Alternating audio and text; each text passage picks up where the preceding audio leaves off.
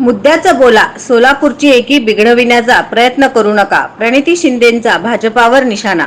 भाजप जनतेला मूळ मुद्द्यापासून भरकवटत आहे. रेटून खोटे बोलणे ही भाजपाची परंपरा आहे.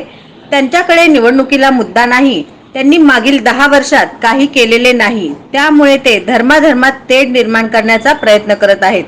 आमच्या सोलापूरची एकी बिघडविण्याचा प्रयत्न करत आहेत, असा आरोप सोलापूर लोकसभा महाविकास आघाडीच्या उमेदवार प्रणिती शिंदे यांनी केला. मुद्द्याचं बोलावो या मोहिमेअंतर्गत आज रविवार 21 एप्रिल 2024 अशोक चौकामधील बोल्ली मंगल कार्यालयात विडी कामगारांच्या प्रश्नासाठी कार्यक्रमाचे आयोजन करण्यात आले होते. या प्रसंगी प्रणितीताई बोलत होत्या. प्रणितीताई पुढे म्हणाल्या, सोलापूर शहराला 8 दिवसाआड पाणी पुरवठा होत आहे. पाण्याचे नियोजन नाही, युवकांना रोजगार मिळत नाही, महागाई प्रचंड वाढली आहे. याचा सर्वाधिक त्रास हा महिलांना होत आहे.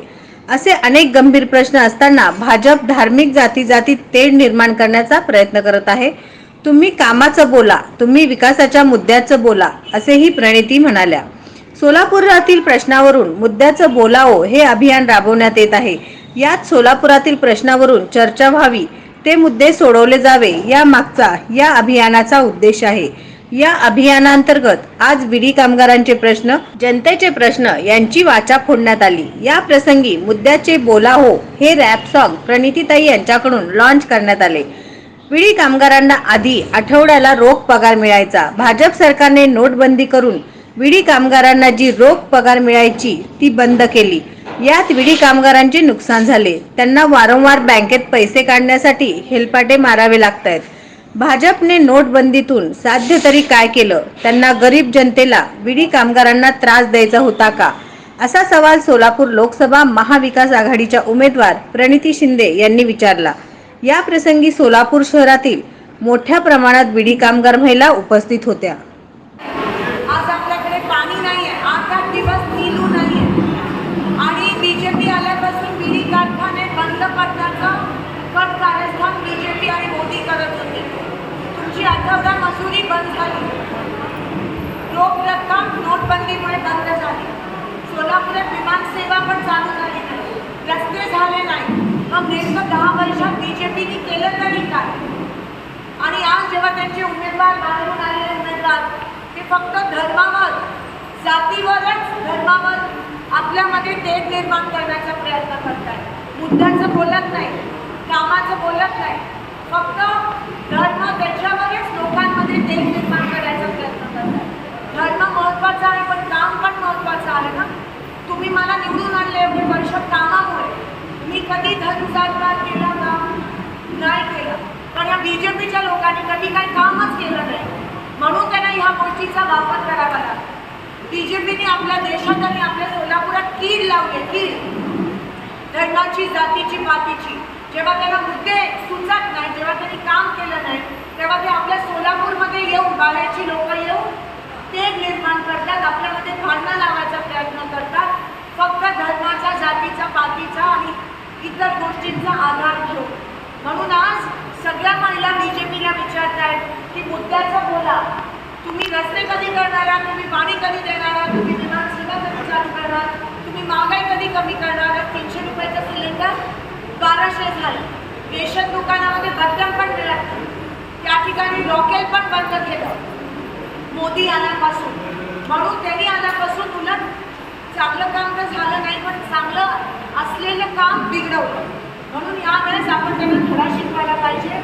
तुमची म्हणजे सगळ्या अप्पाचे वेगळ्या तुम्हाला माहिती आहे, तुमची मुलगी, तुमची बहीण आहे, सगळ्यांनी हाताला मतदान करा. आणि बीजेपी जी आपल्यामध्ये भांडण लावण्याचा प्रयत्न करते, जी तुमच्या मुलांना, युवकांची दिशाभूल करून भरकटण्याचा प्रयत्न करते, दिशाभूल करण्याचा प्रयत्न करते, त्यांना प्रवृत्त करते फक्त धर्मावर, जातीवर मतदान करायला आणि काम काही करत नाही.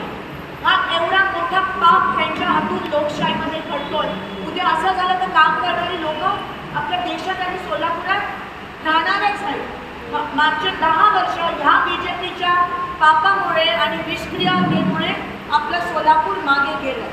एवढी वाईट अवस्था कधीच नव्हती. आज आपल्याला 8 दिवसात पाणी मिळतं आणि महापालिकेत अजून इलेक्शन पण गेले, 2 वर्ष घेतले नाही. सर्वात त्रास बीडी कामगारांना होतो. त्यात तुमचा रोख रक्कम बंद झाली, प्रॉव्हिडंट फंड त्या ठिकाणी मिळत नाही, मध्यम मिळत नाही, महागाई वाढल्याने नीलू मिळत नाही. म्हणून यावेळेस आपण सगळ्यात एक ठरवलं पाहिजे की काँग्रेसला चैला हाताला मतदान करायचं. आणि जसं तेलंगणामध्ये केलं, तेलंगणामध्ये तुम्हाला माहिती ना रेशन दुकानात 2,000 रुपये मिळतात. आता आपल्या माध्यमातून काँग्रेसच्या माध्यमातून तुम्हाला 1,00,000 सगळ्या महिलांमध्ये अकाउंटमध्ये जमा पण होणार आहे. तिथे लिहिलं आहे जर आम्ही सत्तेत आलो तर. आणि 24 तारखेला राहुल गांधी येणार आहेत, की एका बिडी कामगाराच्या घरी पण जाणार आहेत. तर तुम्ही सांगा कोणाच्या घरी यायचं, मी घेऊन येईल त्यांना. आणि मी रेवंत रेड्डीजींना पण तेलंगणाचे मुख्यमंत्री त्यांना पण इथे आणणार आहे. तर आज आपण सगळे ते विचारूया आपला भाजपचा जो उमेदवार आहे बाहेरचा, की तुम्ही इकडे येऊन आमच्यामध्ये भांडणं लावायच्या पेक्षा मुद्द्याचं बोला आणि हे सगळे आमचे प्रश्न आहेत त्या प्रश्नाचं उत्तर द्या. आणि येणारे 15 दिवस तुम्ही भरकटलात आणि दुसरे काही घोषणाबाजी केली तर आम्ही तुम्हाला तुमची जागा दाखवून देऊ, असं तुम्ही जोराने आज भाजपच्या त्या उमेदवारांना पूर्ण भारतीय जनता पक्षाला सांगण्याची गरज आहे. परवा तर त्यांचं एवढं त्यांचे ते मंत्री आले, ते काय म्हणाले, तुम्ही उमेदवार कोणी बघूच नका, तुम्ही फक्त मोदींकडे बघून मतदान द्या, असं ते म्हणाले. पण उमेदवार कोण बघायचाच नाही, त्याच्यामुळेच आमचं हाल झाले ना, त्याच्यामुळेच आम्हाला त्रास झाला. म्हणजे तुमची किंमतच राहिली नाही आहे भाजपला, मताची किंमत राहिली नाही आहे. लोकांचा अपमान करतायत की उमेदवार बघू नका म्हणून. आणि मोदीजींनी तरी तुमच्यासाठी काय केलं? उलट ते म्हणाले 15 लाख जमा करू, त्यांनी 15 लाख जमा केले नाही. तुम्ही त्या 15 लाखामुळेच त्यांना मतदान केलेलं त्यावेळेस 2014. कुठले 15 लाख जमा झाले? उलट असलेले 15 रुपये पण तुमच्या बँकेत जमा करावे लागले तुम्हाला. आणि महागाई कमी करू म्हणाले, उलट 300 रुपयाचं सिलेंडर 1200 झालं आणि मध्यम बंद. काय केलं बीजेपीने 10 वर्ष मला सांगा?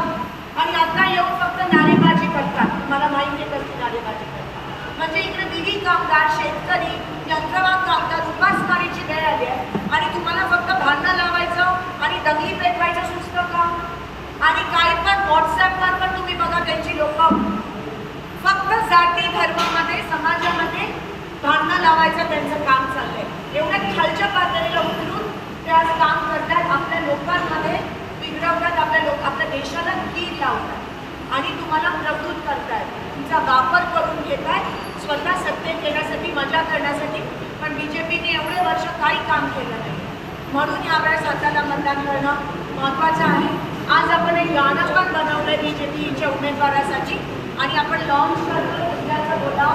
त्यावेळेस रिक्षा चालकांनी विचारलं, आज माझ्या बिडी कामगार बीजेपीला हा प्रश्न विचारतात. मी विनंती करते की सगळ्या प्रेसनी ते गाणं लॉन्च करा आणि ह्यांचे बाईक मुलं गाणं शिकायला पाहिजे. मागच्या 10 वर्षात मोदीजी म्हणाले की आम्ही उद्योग आणू आणि हे आणि ते, पण मागच्या 10 वर्षात एक पण उद्योग सोलापुरात आला नाही. शेवटचा उद्योग जो सोलापुरात आला तो NDPC होता आणि त्याच्यानंतर एक पण उद्योग आला नाही. म्हणून जेव्हा काँग्रेस आलं तर आपण पहिले प्रथम ID कार्ड सोलापुरात आणणार आणि वेगवेगळे छोटे छोटे उद्योग ज्याच्यामुळे तुमची मुलं एक स्वतःच्या पायावर उभं राहू शकतात आणि बँकेमधून पण त्यांना कर्ज मिळणं सोपं झालं पाहिजे. आज बीजेपीची काहीतरी योजना आहे, इतकी बोगस योजना आहे की कर्ज पाहिजे असेल तर आणि युवकाला नोकरी बिझनेस चालू करायचा असेल तर म्हणतात 10 लाख रुपये अकाउंटमध्ये असायला पाहिजे. आता तो पहिल्यांदाच चालू करतोय तर 10 लाख रुपये अकाउंटमध्ये कसे जमा? आणि म्हणून ही यांची बोगस योजना आहे.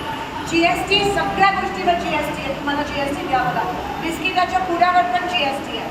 म्हणून आपण आल्या उद्योग पहिले सोलापुरात आणणार आणि बँकेकडून लोन देणं सोपं.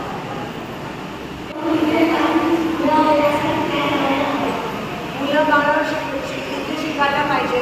मागच्या 10 वर्षात मोदीजी म्हणाले की आम्ही उद्योग आणू आणि हे आणि ते, पण मागच्या 10 वर्षात एक पण उद्योग सोलापुरात आला नाही.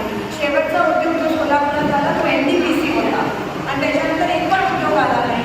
म्हणून जेव्हा काँग्रेस आलं तर आपण पहिले प्रथम ID कार्ड सोलापुरात आणणार आणि वेगवेगळे छोटे छोटे उद्योग ज्याच्यामुळे तुमची मुलं एक स्वतःच्या पायावर उभं राहू शकतात आणि बँकेमधून पण त्यांना कर्ज मिळणं सोपं झालं पाहिजे.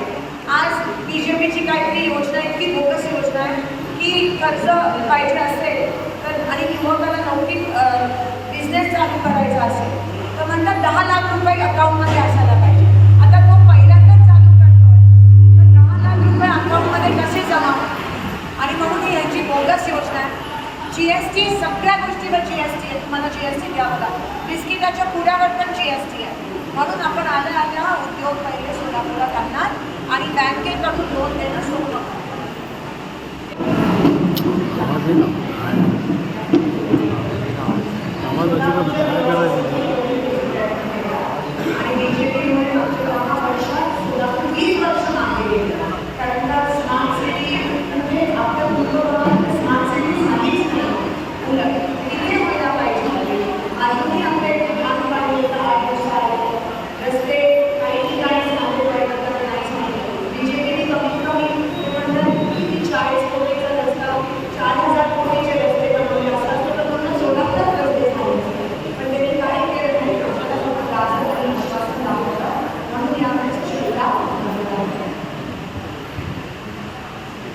नवनवीन बातम्या पाहण्यासाठी SB न्यूज चॅनलला लाईक करा, शेअर करा, सबस्क्राईब करा.